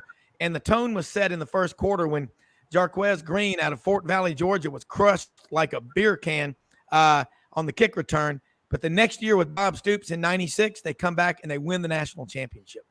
You take that level of trying to outscore people, then you add a defense, and you're not going to shut people down in today's world, Tyler and Franz, but you can do enough. Oklahoma, it's in their DNA. If you like dogs and horses or you're going to get married, people always say, look at the ankles. You know what I mean? I mean, look at the pedigree. Go back on the pedigree, dogs and horses. Oklahoma, it's in their DNA. I grew up, and Franz did, Tyler, and I mean, Bud Wilkinson. I mean, what's the most famous black and white photograph you will see in somebody's office? Because my friend, late Steve Leake's father, Buddy Leake, was an All-American there in the 50s with Billy Vessel and Brent Venables. But he was an All-American there, and he was at the National Football Foundation Hall of Fame dinner at the Astoria up in New York. And you know, that tradition of Oklahoma, 52 backfield. You know the photograph I'm talking about, Tyler? Yeah, yeah. That's the most famous, iconic photograph. And Buddy Leak died about 3 years ago. He grew up in Memphis, went to Christian Brothers High School. He had a website called Southern Fried Sooner. I mean, people in Memphis, I mean, Arkansas is excited because now they're not the Western Front. Now it's Oklahoma. And I'm ready to get that rivalry going. I mean, y'all coming in the league, this is made for TV stuff. You had a guy named Jack Mildren who was one of my good buddies. He, after he retired from the NFL, he went with Wheat First Security and was Godfather of the Wishbone, Jack Mildren. Yes, he was. And you're talking about a guy that came to Oklahoma to pitch it and chunk it and set passing records in Abilene, Texas at Central High School. And nobody ever believed that this guy was going to be able to run the wishbone, and he ran it perfectly. And the best wishbone quarterback they ever had. And that's not taking anything away from Jamal Holloway, who was tremendous. But Jack Mildren, Steve Davis were great, but Jack Mildren was the best of all, I think. Guys, I got to run here. I got to go on a Tulsa radio show in 14 minutes. So, all right, Franz, have a good one. Thank you, guys. Good to talk to you. Hey, we'll talk to you this week. Thanks so much, Franz Beard. Tyler, and you can tell it. I mean, that Oklahoma program, I'm getting excited talking about it because it reminds me of when there was what Keith Donovan, ESPN's college football historian, calls the television aristocracy. You know, growing up as a kid, I can remember the rule was you could only be on TV 5 times in a 2-year period. And, you know, Oklahoma has just always been there. They went back-to-back national championships, 74 to 75. You know, when I was a kid, I always tell this, I would write off to all these colleges around the country for media guides. And Oklahoma and Barry Switzer always sent me a media guide. And he autographed it. May have been an auto pen. Hell, I don't know, but it looked like it. But Nebraska would do it. Clemson would do it. Clemson would send you a box of purple and, you know, orange, you know, but Oklahoma and Nebraska, it's despicable that rivalry has become what, I mean, Oklahoma is so much better. I'd love to see that one going again. I don't know if you want to play them being in the SEC, but that's college football to me. You have and what time are you on in the afternoons? I'm on from 2 to 6 in the afternoons. So Monday through Friday. Yeah. And it's year-round talking college football. Here's the question I got to ask you, though. Oklahoma softball coming in the SEC. Now, is they going to have their own league and then everybody else? I mean, what? I mean, I look at Oklahoma. I'm an idiot savant, I'll admit it, but they're good in everything because they put money into everything. And Oak State, I'm going to miss Bedlam. I love rivalries, but OU's coming in the conference. Who do you all hate more, Texas or Oklahoma State? Texas, Well, that one's not close between Texas and Oklahoma State if you were to ask the entire fan base. Now, there are some that live in the state that have to be around OSU fans more than Texas fans, so maybe they would say. But there's always been a battle here with OU fans to even acknowledge Oklahoma State as a rival. Some people won't even call them a rival, and they'll say, well, look at the series history.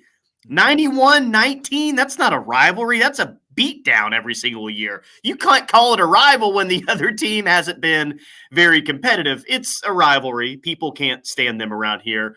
But it is definitely Texas, and I'll give you an SEC team that OU fans have hated for about 20 years after a certain national championship game, and they're still not fond of them today. LSU fans. Yeah. OU fans, the way, and I was actually there for that trip. We had never experienced anything like that with the visiting fan base before. Yeah. So OU fans still have a real legitimate hate for LSU fans. It's going to be a thing in the SEC. Well, look, it matters. And like you said, the rivalry with Texas, I mean, look at the tradition. The two schools have won 14 national championships, and they put a lot of money into it. The program, they're still going to have the Red River Shootout in Dallas at the Cotton Bowl. That's great. Mm-hmm. Ken Capps is on with us most every Friday, Football Writers Association of America. He's been to 38 or 40 straight Red River shootouts. That's what we love about college football, man. And that is, OU considers Dallas-Fort Worth, at least the north side, almost an extension of the state when you cross the Red River. We also have Bo Carter from up in Carrollton, but he says he's from the Metroplex, which that term drives me crazy, but I got to say it. But OU, and a lot of your greatest players, your greatest running back, is it Billy Sims from Hooks, Texas? Adrian Peterson from Palestine, Texas, south of Houston near Corpus Christi. Jamal Holloway, South Central LA, man, last true freshman. And now I know that in 2018, Trevor Lawrence at Clemson, but he was there from January. He went through spring practice. Yeah. I'm going to qualify that by saying Jamal Holloway was probably there during the summer, but he didn't come in January. He was more of a freshman. 15. Start of the year as the 15 quarterback. Yeah, there you go. And he wasn't that big a guy, but he was a badass. He was a wizard. But that, and I tell you, Brian Bosworth, I've loved watching his story. Do y'all ever have him on the show? OU played Nebraska the past 2 years, and that was a fitting week to have Brian Bosworth on the show, right? So I would say maybe once a year during Texas week or when they do play Nebraska. Yeah. And I love watching that OU, traditions, history, and heroes they did with Barry Switzer and former players there. And they talk about, there's Brian Bosworth. Look, man, you're 18 to 22, 23. Man, if you're going to do some stupid stuff, that's when it happens. I mean, I got kids 23, 24, 27, and 34. So, I mean, you go, how did you do that? But then you look back at yourself. But that OU football family is tight. And you ever get Barry Switzer on the show? Yeah, occasionally. He feels a certain way about the media, I feel like. But he's awesome when he's on, that's for sure. God, I mean, he again, if you love college football, it's about the characters in there. But so Brent Venables, let's go back to him. His, the coaching tree of Bill Snyder, Hayden Fry, Brent Venables being at Clemson for those 10 years. Since he left, their defense is not the same. Tony Elliott, offensive coordinator, goes to Virginia. Venables goes to Oklahoma. When Oklahoma, the atmosphere there, again, this year, leaving the Big 12, Texas, it doesn't sound like it's going to get much of a friendly send-off. Mm-hmm.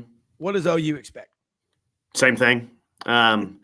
Big 12 Media Day, which was, a week or two before SEC Media Day. Yeah. The Big 12 Deputy Commissioner called OU the unwilling bride to go to the SEC.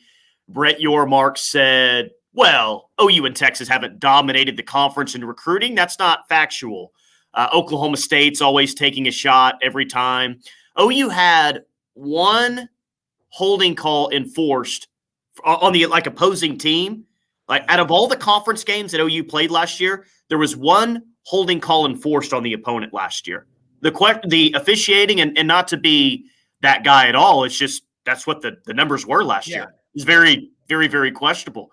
So when you have what was said at Big 12 Media Day, when you have Brett Yormark openly saying, I am rooting for Texas Tech to beat Texas in Austin, go do it again. I think we all around here think, okay, no one is rooting for you. That's fine. But will the officiating be questionable like it was a year ago? Everyone knows what they're walking into this year. So honestly, nothing's going to be super surprising. Yeah. So a couple of more things. I know you got to go. This OU team, what are you looking for out of them this year? Give me your starting quarterback, strengths and weaknesses of the team. Just the Cliff Note version. Yeah, Dylan Gabriel's your starting quarterback. Jackson Arnold, the 5-star freshman, is your backup. And if you watch OU on Saturday, you're going to see him in the game. And I'm not mean late when they're up by 4 scores against Arkansas State. Yeah, there's too much incentive right now for what's coming in the SEC to not let him play some drives and some snaps in some certain situations. Jackson Arnold will be ready as he can be to be the starter in the SEC. Strengths, I'm looking at the secondary. I think safety's going to be really good. I think corner's got a chance to be really good. Weaknesses for me right now, it's more of a question mark as wide receiver. You know, you mentioned all the great running backs throughout history, been a lot of great wide receivers in the past 25 years in this program's history. But no one really stands out going into the year as to who that true number one is going to be. Could be Jalil Farouk, could be Gavin Freeman, who was a walk-on true freshman last year, could be Drake Stoops, could be Jaquaze Petaway, who's a true freshman. There's a lot of candidates there, but they've got to sort out. They've really got to sort out who is going to be that guy at wide receiver. And if they do that, I think the offense got a chance to be pretty good, along with that defense that I talked about earlier that I think is going to be a lot better. So with the week schedule, I've talked with you about the week schedule that OU has this year. It is what it is. It's probably the most favorable schedule of my lifetime. Yeah. Anything less than 10 wins to me is a disappointment. And I know that might sound crazy for some, seeing that OU was 6-7 last year, but go look at the schedule. Go look at the schedule. And if this team is truly SEC ready, I think they'll win at least 10 games this year. Yeah, and you had said a while back the economic impact on a typical home game in Norman in the Big 12 is about $11 million a weekend. And you go to Tuscaloosa, you went to Lexington, KY, you went to Fayetteville. It's about $33 million in Tuscaloosa. It's the money, it's everything. I don't doubt you. 9-10 wins, very, very likely. If you would, let people know how they can follow you, put the app on, hear your afternoon show, and we really would love to have you back on in a couple of weeks once we get a couple of games, under your belt. But you give great insight, love the passion, and look forward to when you come down to Auburn, man. We'll meet up. You know OU football. I mean, you understand how big tradition never graduates. I love it. Thank you. Yeah, I can't wait to get to the Plains, man. It's going to be awesome. At Tyler_McComas on Twitter. Last name spelled MCCOMAS. I'm on from 2 to 6 every day, and this is an SEC program. 2 to 3 every day. We talk about recruiting for an entire hour. College football recruiting. We talk about it for an entire hour from 2 to 3, and then 3 to 6 is straight OU football and straight college football, SEC football as well. At KREF in the App Store. You can download our app, listen for free that way. KREF in the App Store. If you like college football, we're excited about it. Give us a chance. Oh my God, this is awesome. I can talk about it 24/7. We will. Have a great week. We'll be right back after this quick break. Tyler McComas has been with us.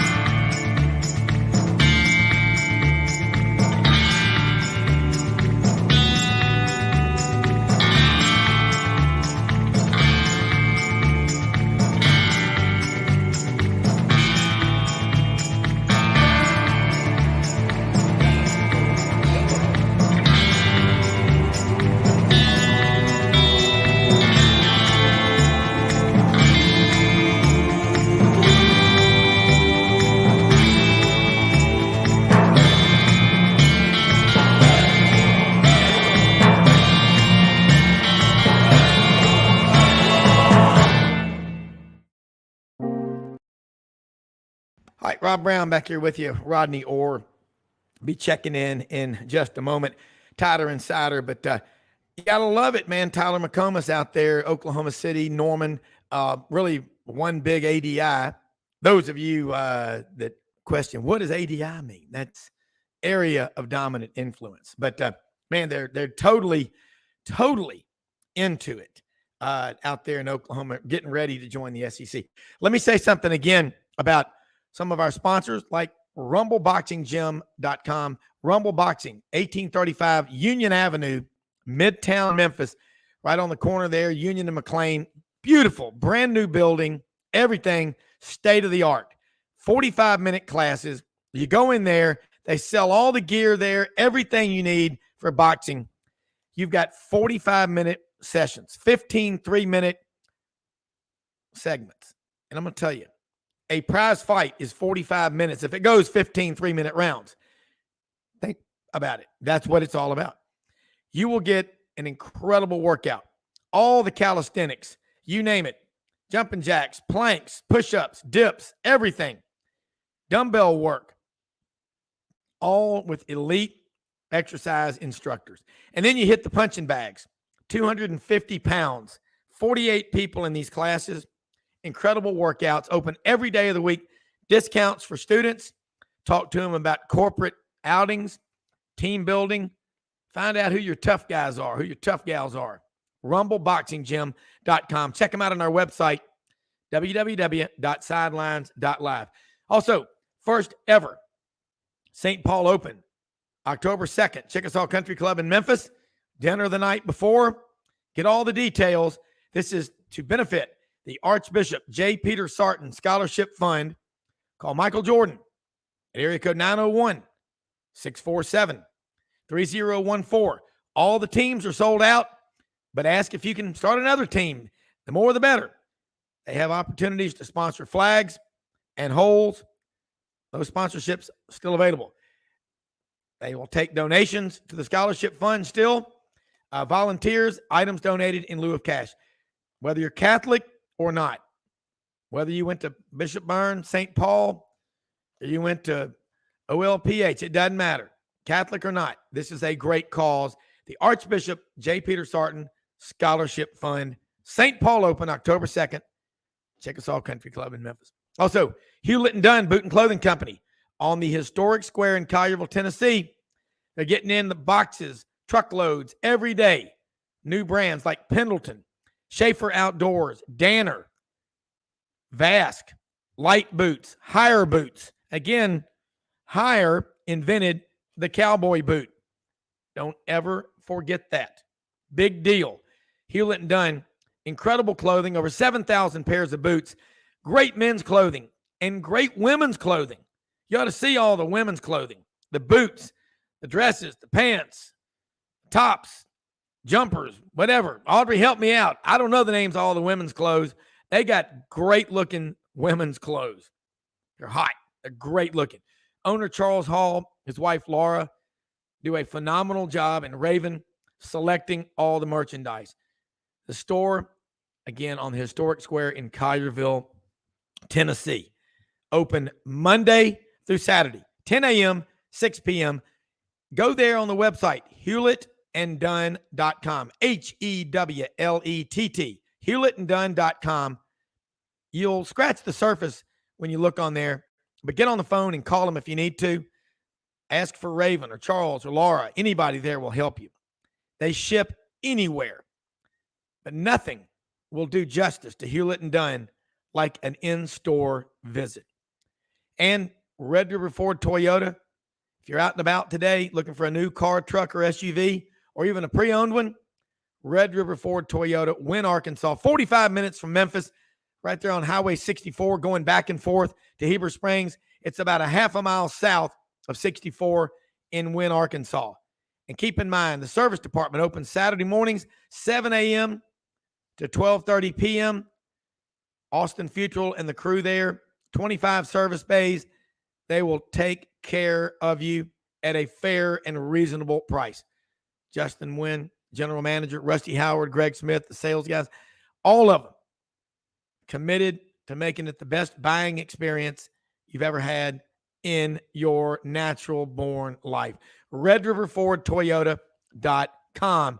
Chad House, you like farming. If you are a farmer, you're in agriculture, ECS House Industries, the better roller, the pulverizer, the better chopper, they make these in the 99,000 square foot warehouse in Cherry Valley, Arkansas, right in the heart of the Delta, 14 miles north of Wynne, about 32 miles south of Jonesboro on Highway 1 in Cherry Valley, Arkansas. And those aerators that you see on the catfish farms, they make them right there at ECS House Industries. Senator Tommy Tuberville was over there August 16th talking about the new farm bill. He was visiting, guess where? ECS House Industries with our friend Chad House.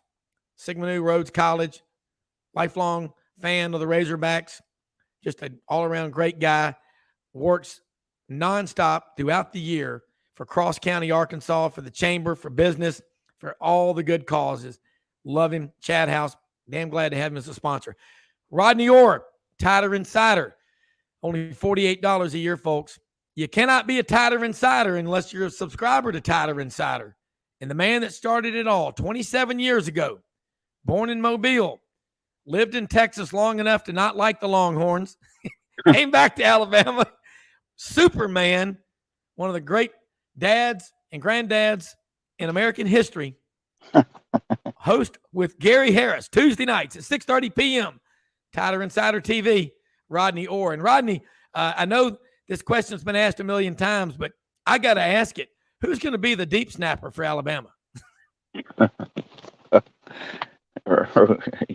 Hey, Rob, I have to admit, the only thing I know is who's going to be the quarterback. How about that? I didn't know if anybody had asked you that. I just figured your ears were raw from everybody asking you. Well, they kind of are, to be honest with you. No, it's going to be interesting on this quarterback situation. You know, Nick Saban didn't release that depth chart yesterday. What do you think about that? Well, ironically, I'm driving home from the Touchdown Club of Memphis last night. We had Tony Barnhart there, and I'm listening to some national ESPN radio show, and that's what they were talking about Nick Saban and the depth chart. He goes, you guys think if we release a depth chart that it's written in stone, that it's never going to change. So I'll just leave it at that. Only Nick Saban could make that a national story. Well, it's kind of amazing, actually, the response to that. So, but anyway, it's we'll see how it goes, Rob, with this quarterback situation. But I do think right now is Jalen Milroe will start the game against Middle Tennessee. I don't think there's going to be a rotation. People say, well, Milroe played 3 series and someone else comes in for 2 or 3 series. I don't think that at all. I think they put Milroe in the game. They see how the game unfolds, and then they make the decision based on that. Well, you've talked a lot about Jalen Milroe. We know he started last year against A&M. He's big, 6'3", pushing 230, can run like a Dama Gazelle. High step, powerful guy. Ty Simpson came in as a 5-star. Father's in his 18th year as the head coach of UT Martin. And then there's Tyler Buckner. Was the starter at Notre Dame. Tommy Rees comes in, the offensive coordinator. Tyler Buckner follows him. I mean, you look around, that's a pretty impressive quarterback room. When has Nick Saban not gotten it right in Alabama at quarterback? I mean, look what they did with John Parker Wilson. Second year, they're 12-0 in the regular season. There's something that they do that works. Rodney, can you hear me? Hopefully we didn't get cut off by the censors. I don't know. But Rodney, come back when you can.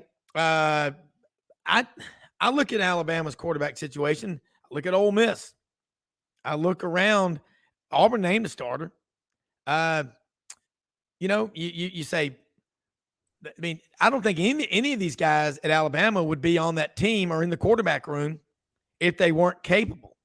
But I think a lot of people may have thought, well, certainly Tyler Buckner, who's from San Diego, played at Notre Dame under Tommy Rees, offensive coordinator, would have the advantage because Tommy was at Alabama for a couple of months before Tyler Buckner transferred down. But don't forget, Ty Simpson's been there for a couple of years. Jalen Milroe's been there for several years. He even started last year against Texas A&M. So, I mean, if you're starting Jalen Milroe in the first game, again, that doesn't guarantee him he's going to start the next 11, Rodney. That's the nature of college football. Mm-hmm. Yeah, no, I think that, they want to play multiple quarterbacks in this game. I don't think there's a rotation. I don't know where you lost me, but I don't think there's a rotation necessarily that's going to go in pre-planned. I think it's going to be a feel thing. That's just me. That's the way I think Nick Saban generally does it. He has done it differently in the past when he had A.J. McCarron, and he played him in the first quarter, and he played Phillip Sims, I think, in the second quarter. They had a pre-planned rotation. But, I think that Ty Simpson, if you ask me right now, would probably be the number 2 guy coming in terms of the pecking order, the rotation, and then Tyler Buckner. That would be my guess right now. I think that as long as Milroe plays and continues to develop and progress, that he'll probably be the guy. Now, if he struggles and has some issues, then I think if they feel comfortable putting in another guy that they think could possibly do a better job. Again, this thing is not a lot of separation, Rob. So, I mean, it's not like they got a clear-cut guy in the background just waiting like they did in 2017. Everybody knew all along the whole season in 2017 that Tua was in the background and people were buzzing about him, that he was probably the guy who needed to be the quarterback. So it's not like really that this year. Okay. Like I said, there's not a lot of separation. I know a lot of people are asking about Dylan Lonergan, and the true freshman from Snellville, Georgia he's really impressive, but I don't know that he's ready to be the quarterback at Alabama right now. So I do think those first 3 are going to be, will have an opportunity to get some snaps, and we'll see how it plays out. Well, I'm looking here, and Alabama's receiver room has been so strong over the last decade. You got Malik Benson, Emmanuel Henderson, 2 guys that need to step up. Are they capable of being in that Devontae Smith, Jalen Waddle, crowd? I mean, are they, that Jalen Waddle, I think, is one of the best. He's what Tyrone Prothro would have been had he not been injured October 1st, 2005 in that 31-3 Alabama win over Florida in Tuscaloosa. That's just my opinion. Out of Bellevue, Texas, Jalen Waddle. Rodney. I'm sorry, I lost you. You went out, Rob. Yeah, I was just talking about the wide receivers at Alabama. Mm-hmm.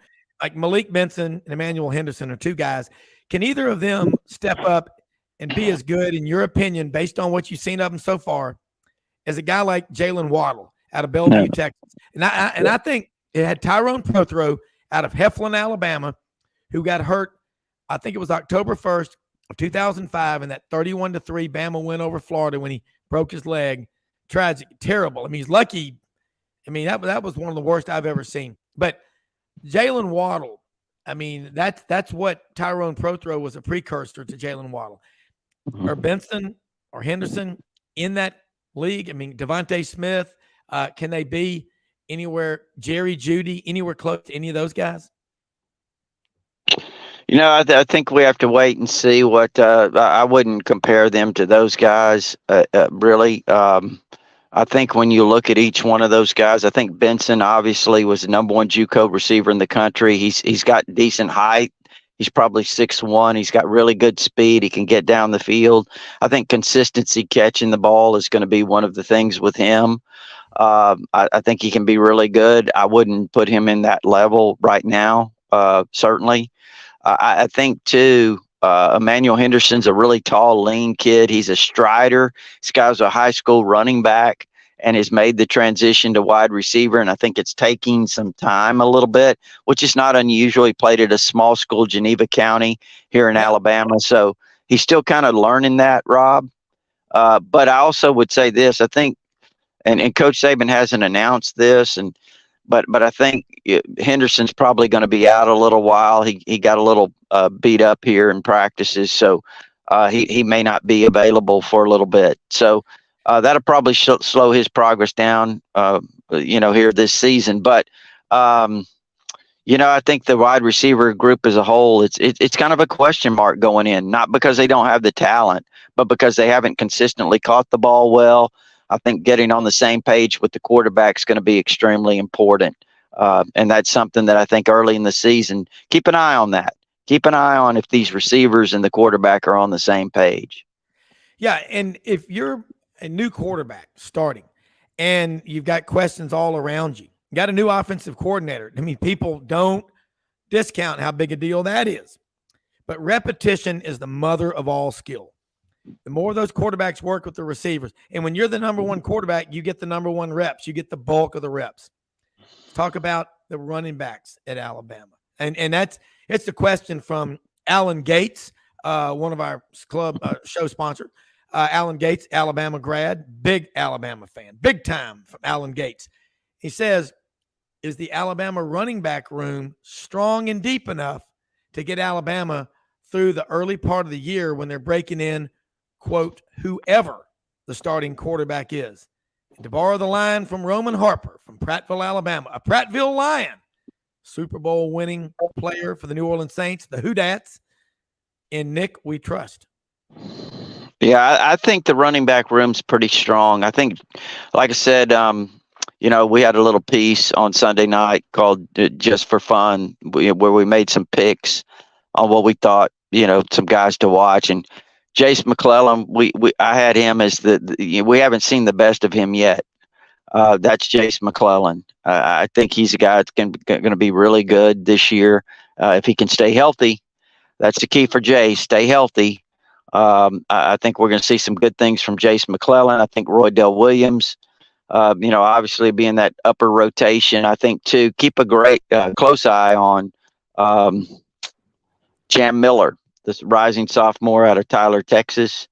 He is a guy that, Rob, they tell me we saw him some last year, but just listening to what they're saying over there in the building about him is when he gets on that second level, nobody really wants to tackle him. He's a punishing runner.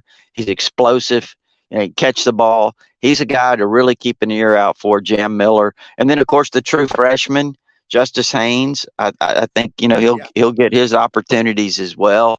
And then they have another true freshman, Richard Young, who came in this summer, and he's probably a little behind the others, obviously. Again, I wouldn't think he would get too many opportunities, but the first four, I would keep an eye on those. That's a strong rotation.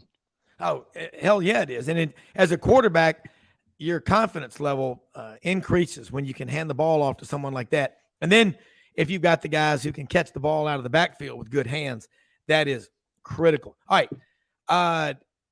Question. Defensive lineman. Again, you want to be 2 and 3 deep on your front seven. You've got to be to win a national championship. In the last 15 years, is Quinnen Williams or Ashawn Robinson or Duron Poe? Who's your best defensive lineman? Marcel Darius. Did Marcel go to Huffman? He did. Yeah. Okay.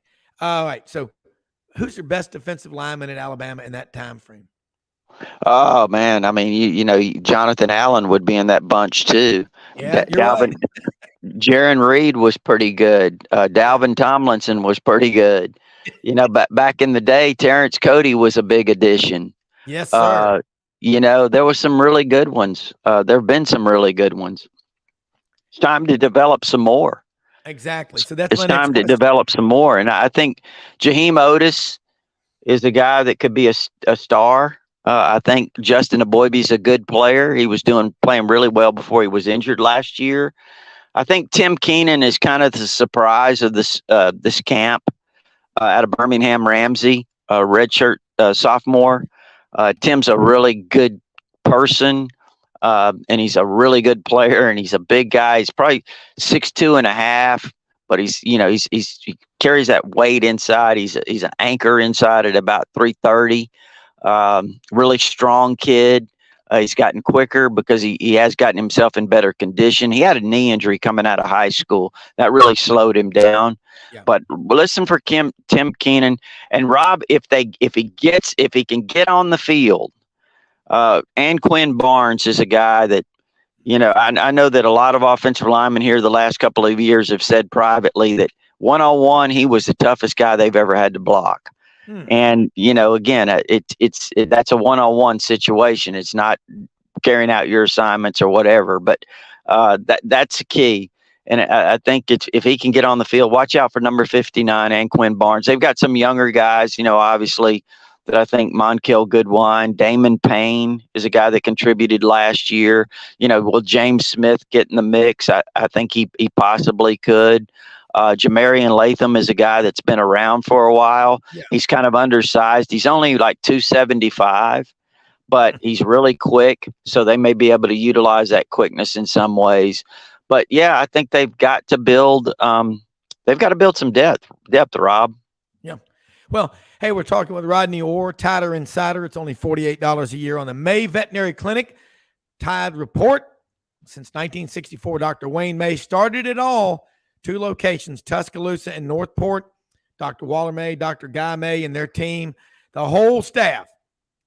If you got a dog or a cat, animals, period. May Veterinary Clinic. They have every day of the week they're open. Sundays, drop off and pick up only. Camp May, if you got dogs or cats, they even have their own swimming pool. Now, keep this in mind. If you're like the old lady with whiskers at the end of the street that has 15 cats in her house, and I hope somebody lets them out, I'll just leave it at that. They can take all 15 of those cats and put them in the connecting cat condos at Camp May. May Veterinary Clinic, the best veterinary medicine healthcare team around. In fact, Dr. May and them, they have Sidelines on in the color TV, Rodney, in the lobby over there in both clinics. On the color TV, you can watch Sidelines on Google Smart TV. That's pretty cool. Rodney, we switching now. Kool-Aid McKinstry out of Pinson Valley. He's what is he, 6'2", 6'3"? He's a big kid. He's even better when they've got a pass rush. Let's talk about another St. Thomas Aquinas product. Won 2 state championships. His teammate Camden Browne, wide receiver at Auburn. St. Thomas Aquinas, Fort Lauderdale. Dallas Turner. How good can he be? He was a 5-star, the number 12 player in the country coming out of high school, number 2 or 3 in the state of Florida. I mean, I'm not saying he's been lost in the shuffle, but you've also got 8 5-star linebackers in that linebacker room. Rodney, is Dallas Turner going to have the year everybody thought and hoped Will Anderson Jr. out of Dutchtown, Georgia, Hampton, Georgia, was going to have last year? Yeah. Well, I think Dallas Turner, he's put on a little bit of weight. I mean, he's put on some good solid weight. I think he's going to be a force. I don't think there's any question about that. I think Dallas Turner's going to have a big year. I think he and Chris Braswell both as pass rushers are going to be dynamic for this Alabama defense. And again, I think they need some push inside. It's going to be, I think they're going to get improved defensive line play, which is really going to help those outside guys. I think Kevin Steele's, my understanding, he's helping out on that defensive line quite a bit. So I think they're going to get improved play there. And I think too, they've got some guys, Quandarius Robinson, Keanu Coote, or who are behind Dallas Turner and Braswell that are really, really good players. You mentioned they had 8 5-star, former 5-star outside backers. They've got a lot of depth at that position. Then you also mentioned the secondary. You mentioned Kool-Aid. I think talent-wise, Rob, they may have the most talent back there they've had since the Eddie Jackson, Minka Fitzpatrick days. Now, I'm not saying they're going to be as good as a group as that those secondaries were, but I know there's a lot of depth. There's a lot of excitement about that group back there, that the secondary can be really, really good. Caleb Downs, true freshman. Malachi Moore, I have him as my bounce back player of the year for Alabama. He could play the star position. If not, Devontae Smith, he got his foot stepped on about 10 days ago, and that's really hampered him. So he was a guy that could have started possibly at one of the safety spots, but the not the JUCO transfer, the UAB transfer, Jalen Key has looked really good at safety next to Downs. I think he's got a chance to be a major contributor there. So they got a lot of talent. Terrion Arnold at the other corner, Earl Little Jr. at the star positions, a guy that's competing for opportunities.